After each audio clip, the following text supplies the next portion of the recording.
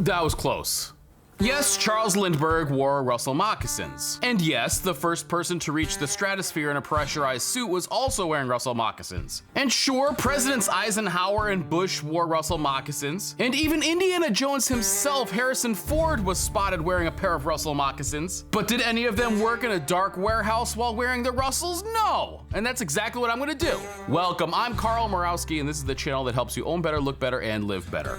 I cover a lot of workwear on this channel because that's what I do. Ever since I was able to work, I always worked with my hands. First as a mechanic, then as an electrician. I do a lot of stuff around my own house and I like to build cars. So everything that I do is pretty hands-on. So I want to approach this review from a very pragmatic and practical approach.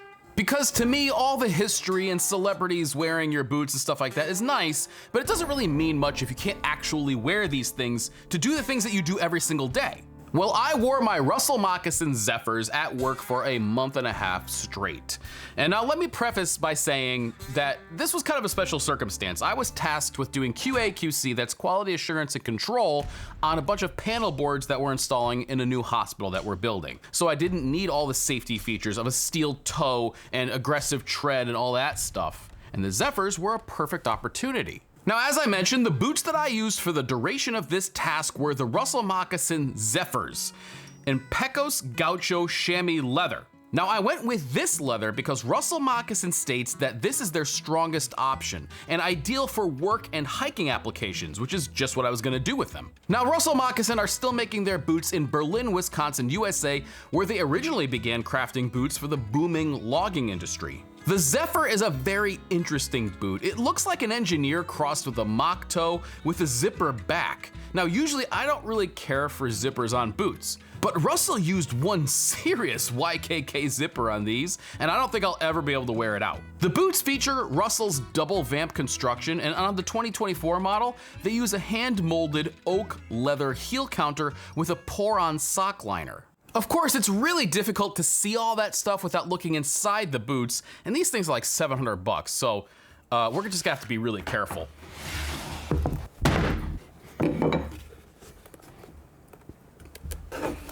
Okay, so in here you can clearly see the double vamp construction. Basically what that means is that Russell has two layers. This inner layer right here is like a silicone impregnated or a silicone treated piece of leather which helps the water resistance.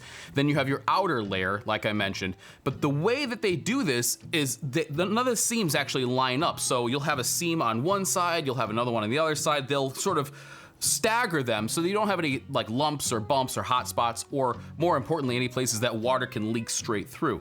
So that's what you have there, is that double vamp construction. The boots are 9 inches tall and equipped with a Vibram Oxford outsole, which is like a gum light outsole. There's an engineer style strap and buckle, but I found that this could be left fastened since the zipper allowed for easy on and off. Now, the easiest way to demonstrate the way Russell Moccasin make their boots is with a simple piece of paper. So what we're gonna do, so we're gonna take this and just pretend for a moment like this is a piece of leather, okay? And we're gonna use my Allen Edmonds Odenwald here to demonstrate.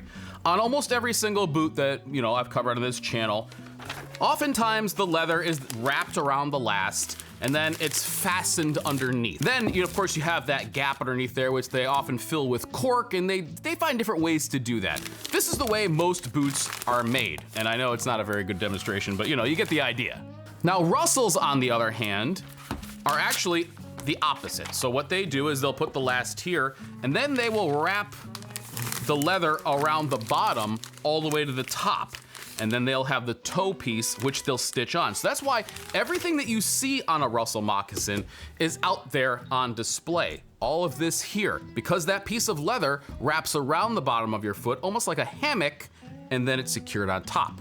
This is where Russell Moccasin's signature overlap stitch comes in. It was invented and patented by Russell Moccasin in 1941.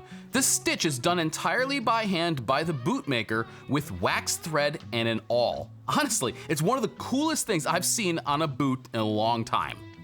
But just for a minute, imagine the amount of time that goes into all the stitching. Just in this section right here, we have clearly a stitch that runs around there, so it's not just like a sock that's pulled over. This is all stitched throughout. Then there's the seam there. Then we have this outer vamp, and then the stitching that goes into this top part. Then of course the piece that goes down to the midsole The amount of handwork in these boots is unbelievable. Okay, so we're all impressed with the way that Russell moccasins are made, and frankly, for good reason. But how are they to wear at work? That's what I wanted to know, is can these actually stand in for my work boots? Now, keep in mind that my daily driver is a pair of Nix Builder Pros with the composite toe, the whole thing. They're pretty heavy, they're very bulky, and there's a lot of leather and structure around your foot. When you get used to that, everything kind of feels dainty. So it was a little while until I kind of got the feel of wearing the Russells at work. I really love these soles, especially when you're working on concrete like this. They're soft. They don't offer a lot of traction, but you don't really need it, especially here.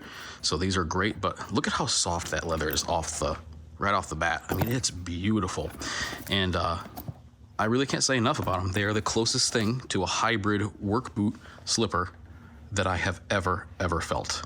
Now, aside from being comfortable while walking on concrete, I was able also to feel the pedals of the forklift as I was driving it around. A lot of times with big, bulky work boots, you feel kind of disconnected from the equipment that you might be operating. And a lot of times these pedals, they go back, they go forward, and you sort of do need a little bit of finesse.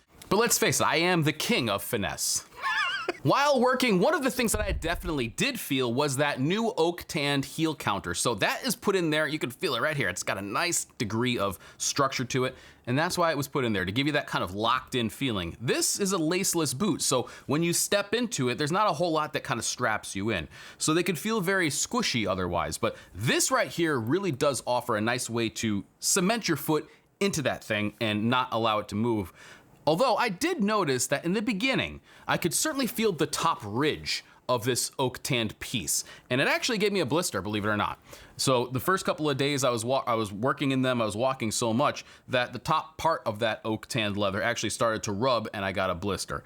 Then I went into the weekend. I was fine, went back on Monday, and with a little bit of time and wear, and I'm sure moisture and all that stuff, it did begin to conform. And by the end of the period, it was a non-issue. But I gotta tell you, in the beginning, I was like, oh, I'm not sure I can wear these. But like most leather, it eventually gives way. Now, the one section I was worried about, especially in the beginning, was this zipper on the back. Not because, I mean, it's a chunky YKK. This is like the kind of thing, I think it's the same gauge, as a matter of fact, that they put on the heat straps jackets, and those things are like insane, right? But this right here, I was thinking, oh boy, how's that gonna be when your heel is pivoting? Are the inside teeth gonna be basically gnawing away at your foot as you walk? Well, look it, Russell Moccasin has been around for 125 years almost. They've got it all sort of figured out, and inside of that is a gusset. So these teeth are not riding against the back of your foot.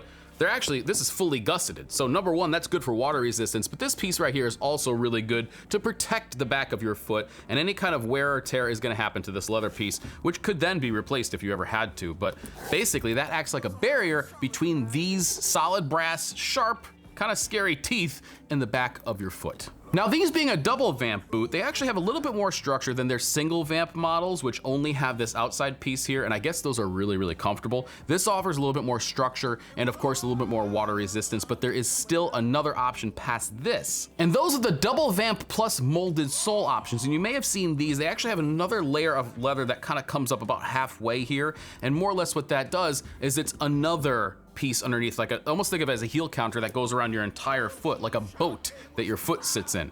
And I actually would really be interested to try those and see how those feel as far as locking your foot in, especially when you're at work, if you're moving around. A lot of times we're moving in really strange directions. So, you know, you're standing rather, and you're pushing your foot this way, or you're pushing it that way. And as you can see, these have a lot of flexibility, which is really comfortable, but sometimes what you want is to be locked in.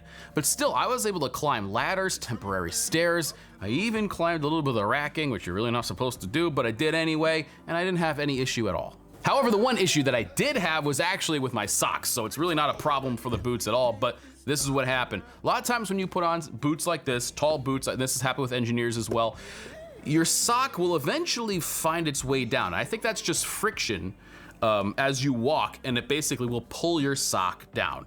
And a few times I was like, oh, come on, man, like my sock's way down here, and you know, you can kind of start to feel like the stitching up here and stuff. I mean, you can see they burn the ends of it, and they do their best job of kind of tucking that away, but you can still feel these edges, and over time, that'll chafe and whatever. So what I found out works is you take your sock and you actually literally pull it over the top and then around this section here, right? So the top shaft of the boot. And what you do is you just kind of fold it over and leave it there. And the sock will stay in place. The boot won't, make it work its way down, and it just kind of secures that. And since this is a nice narrow shaft here, as you can see, this isn't like a big heavy duty smokestack kind of shaft. This thing actually sits pretty close to your leg. You're not like stretching the top of your boots or of your socks out either. And that actually worked out really well. So that's a little bit of a hack. If you ever find your socks sliding down on the inside, flip them over the top. It'll keep them from moving. As far as size goes, Russell Moccasin actually have a really great app that they use, and all you basically do is take a couple of measurements of your foot, and then you take a picture of it next to like a credit card sized thing, right? And then they will be able to scale it based on those pictures and those measurements and get you your correct size. And I gotta tell you, they nailed it for me. These things fit just fine. Though I have read a couple of reviews where people use that system and then they need a little bit of adjustment. But the cool thing is they also said that they were able to send them back to Russell Moccasin and they were able to stretch them out. And that's where I think that a lot of this sort of unstructured or a different type of construction methods really work out, is that they're able to stretch them and do some alterations. Whereas if you're really locked in with a lot of plastic pieces and all kinds of stuff like that, you can't move them at all. But these being all leather construction, well, leather has a tendency to conform, so they're able to do that for you. So will the Russell Moccasin Zephyrs be my new go-to work boots? No, they won't. And unfortunately, the reason is because a lot of these jobs that I'm on, they have specific safety requirements, and these don't have any of them. They don't have a steel toe, they don't have a composite toe, they aren't EH rated. Even the tread on them leaves something to be desired for some of these more aggressive job sites where you need a lot of traction. So no, they won't be my go-to on the jobs that I work on. However, if you work in a warehouse or you work in a workshop kind of setting where you're able to just rock something like this, I think they'll do great. And one of the ways that I judge work boots is whether I come home from work and I immediately take them off, or if I leave them on to do some of the housework, home improvements, yard work, stuff like that, and then take them off before I go in for dinner. And these I left on basically until I was ready to go in for the day. And that says a lot about their comfort and their ability to tackle a whole bunch of different projects. I have certainly reviewed work boots before, which I honestly couldn't wait to get out of at the end of the day. Either they're too heavy, they're too structured, you just wanna let your feet breathe, whatever it is. But these things, they feel great. They just move right along with you, and after a while, you kind of hardly notice that they're there. And one of the things I really love about Russell Moccasin is that they really seem to lean into their old school ways. So I saw one of their ads and it says, yes, this is your grandfather's boot. It's just like they had started making footwear in Wisconsin a way that they wanted to make them. They haven't changed anything. It's almost like they created them in a bubble, because everything about these is so different than any other boot that I've ever tried, frankly. And they clearly work. These are the kind of boots that you do buy for generations, which is amazing. I mean, they have a lot of great stories on their website. The Iron Snail did a fantastic video on these. Please go check that out if you can.